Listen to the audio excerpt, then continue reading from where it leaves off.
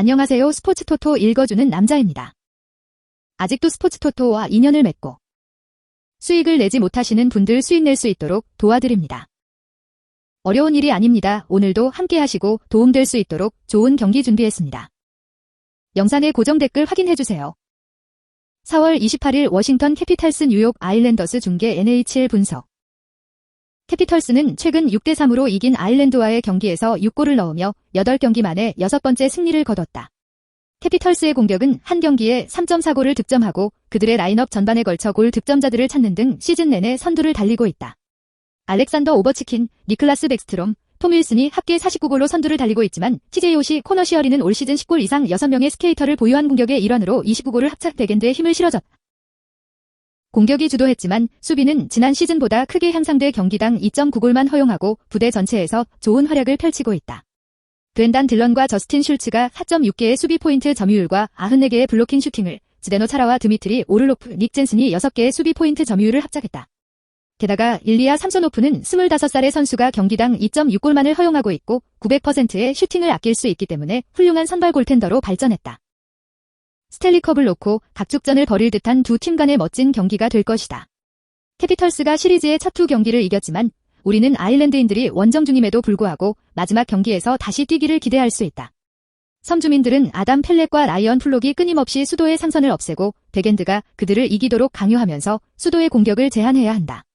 한편 아일랜드인들은 맷바잘과 조던 에벌레가 선두를 달리고 두 번째 라인에 있던 브록 넬슨이 수도 수비대의 백엔드에 맞선 오픈샷을 발견하면서 몇 번 골망을 찾을 수 있을 것이다. 아일랜드 사람들은 마지막 경기에서 역전승을 거두어야 하고 그 과정에서 큰 승산이 있다.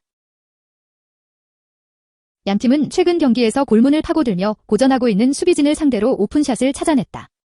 이번 경기에서 두 팀은 수비적으로 적응할 수 있어야 하고 빙판 끝에서 얼마나 뛰어난 실력을 갖추고 있는지를 일깨워줘야 한다. 섬주민은 아담 펠렉, 라이언 플록, 그리고 전 부대가 나서서 수도를 3대4줄로 물리칠 수 있어야 한다. 게다가 이 경기에서 캐피털스의 수비가 강화되어야 하고 지데노 차라가 잘 뛰는 가운데 캐피털스는 고전하고 있는 아일랜드인들의 공격을 제한할 수 있어야 한다. 언더팀은 두 팀 모두 수비적으로 경기를 잘 치러야 한다. 두 번째 경기입니다. 4월 28일 뉴저지 데빌즈 필라델피아 플라이어스 중계 NHL 분석. 플라이어스에게 4대3으로 패한 것은 악마가 그들의 오랜 연패에 종지부를 찍을 것처럼 보였기 때문에 가슴 아픈 일이었다. 4대2로 앞선 22초 만에 2골을 내주고 1분 04초만을 남겨둔 상황에서 동점골을 내줬다. 마이클 맥레오드, 마일즈 우드, 파벨 자카가 모두 실점한 가운데 트윈스를 간지럽혔고 맥켄지 블랙우드 9164309지인 36발 중 33발을 막아냈다. 이번 경기에서 스콧 웨지우드 3633.04G가 골이 날 수도 있고 4월 20일 첫 경기에서 4골을 내준 뒤 마지막 선발로 끌려갔다. 7대6으로 패한 피츠버그 펭귄스와의 경기에서 6골을 넣은 후 데블스는 최근 3경기에서 6골만을 기록했다. 우드는 16골로 팀을 리드하고 있으며 지난 두 경기에서 각각 골을 넣었다. 타차는 26득점, 11골 15도움으로 팀을 이끌고 있으며 마지막 5경기에서 골과 어시스트가 있다.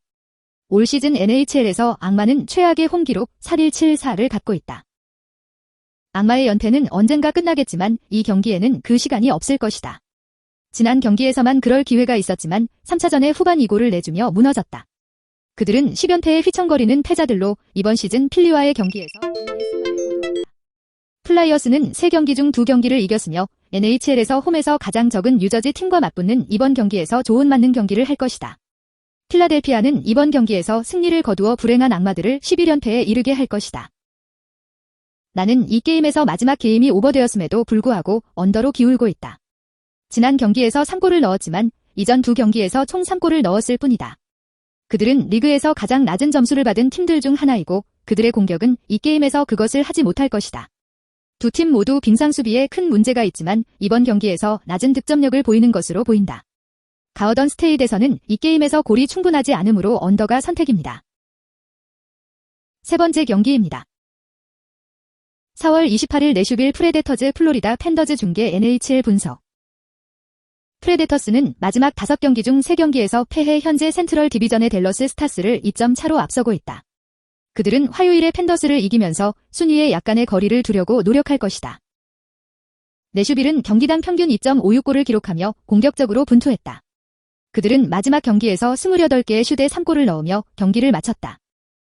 라이언 요한슨, 루크 쿠닌, 에릭 하울라가 내슈빌을 위해 골을 넣었고 라이언 앨리스는 2개의 어시스트를 받았다.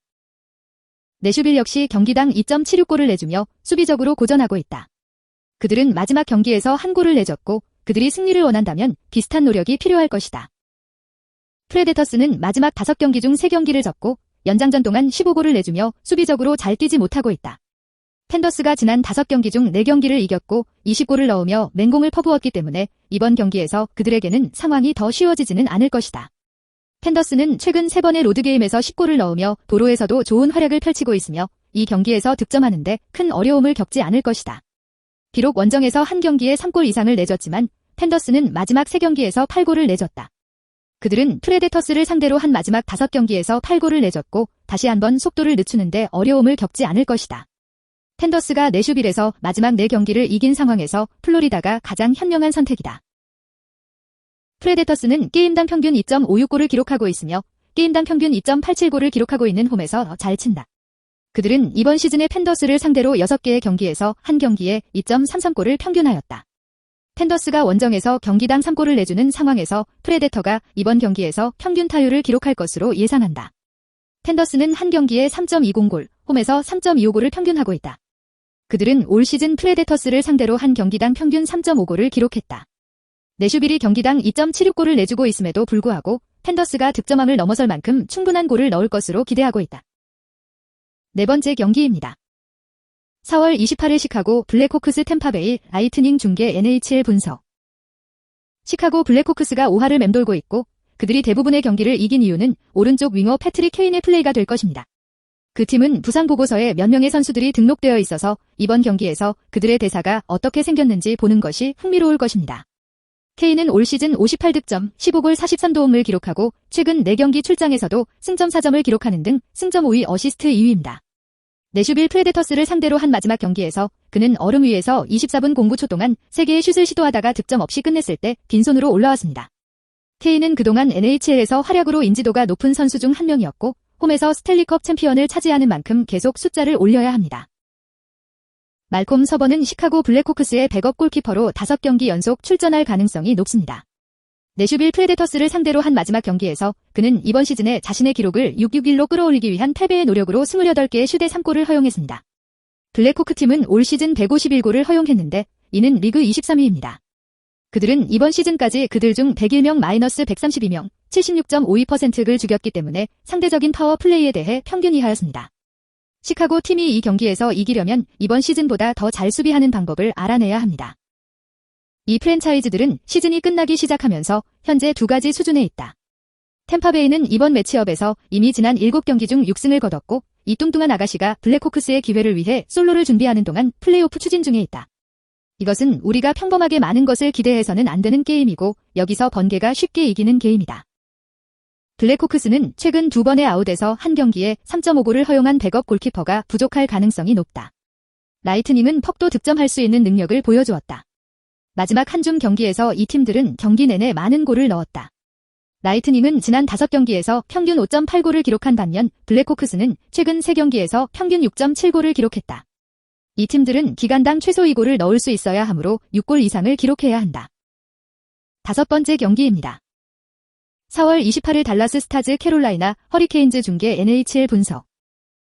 댈러스 스타즈는 블루라인과 골키퍼 텐덤이 뛰어나지만 골 득실이 부족하다. 댈러스는 경기당 평균 2.77골에 그치고 있으며 파워플레이는 23.9%의 시간 동안 메뉴 득점을 기록하고 있다. 댈러스의 득점 선두는 조 파벨스키 20골, 베테랑 센터도 43골로 종합득점 선두다. 수비수 존 클링버그는 25개의 어시스트로 팀을 리드하고 있다. 댈러스는 48경기에 출전해 34골을 넣었다. 댈러스는 경기당 평균 2.40골을 허용하고 있으며 페널티킥 유닛은 스타즈가 단신인 시간에 79.5%를 상대에게 무득점으로 막아냈다. 제이크 오팅거는 24경기 동안 댈러스를 상대로 출전해 966으로 평균 2.23골로 1실점하며 1실점 1실점했다. 베테랑 안톤 쿠도비는 27경기에 출전해 11년 9월 6일으로 평균 2.35골, 세이브 100분을 3개의 완봉승을 기록하고 있다. 부상 보고서 존 클링버그는 월요일에 의문스러운 반면 타일러 세긴과 조엘 키비란타는 5월 초까지, 토마스 할리는 무기한 출전하지 않는다. 알렉산더 라둘로프와 벤 비숍은 시즌을 위해 출전하지 않는다. 허리케인이 경기당 평균 2.38골만을 허용하고 있고 최근 6경기에서 4승을 거뒀고 허리케인은 경기당 평균 2.00골만 허용하고 있어 매회 아웃을 덜 내주고 있다. 6개의 경기 중 3개의 경기에서 허리케인은 단 하나의 골만을 허용했다.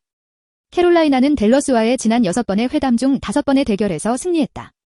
댈러스는 지난 7차례 중 6차례나 패했고 전반적으로 22차례 중 17차례나 약체에서 패했기 때문에 홈 약체로서 스타즈는 좋은 활약을 펼치지 못하고 있다.